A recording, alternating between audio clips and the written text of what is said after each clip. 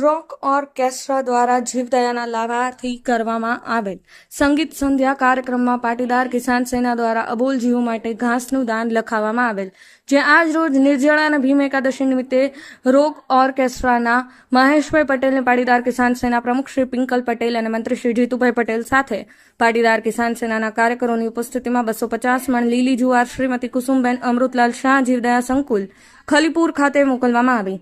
મહેશભાઈ પટેલ દ્વારા કાર્યક્રમ દરમિયાન આવેલ દાનને ગુપ્તદાન સ્વરૂપે પાંજરાપોળ અને શ્વાનોના લાભાર્થે આપવામાં આવેલ।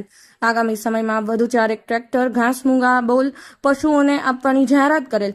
ખૂબ સરસ કાર્ય મહેશભાઈ પટેલ અને એમની ટીમ સાથે પાટણની અગ્રણી સેવાભાવી સંસ્થા શ્રી પાટીદાર કિસાન સેના દ્વારા જય Shri Krishna. Bureau report, Patan news 24, Patan.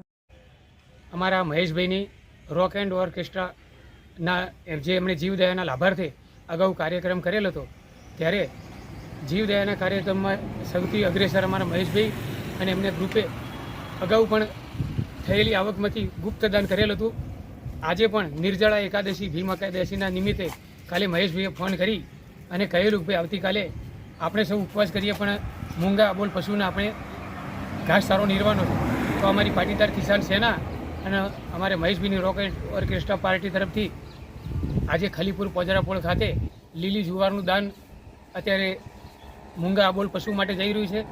મહેશભાઈની સેવા ભાવના એટલી ઉત્તમ અને ઉચ્ચ કોટીની, એમણે કહ્યું કે આપણે અગાઉ પણ ઘણું ગુપ્તદાન કરેલું છે અને હજી 3 થી 4 અને 4 થી જો ઈશ્વર આપે તો 4 થી 5 ટ્રેક્ટર બીજું પણ આપણે ઘાસ ખલીપુર પોજરાપોળે મોકલવાનું છે।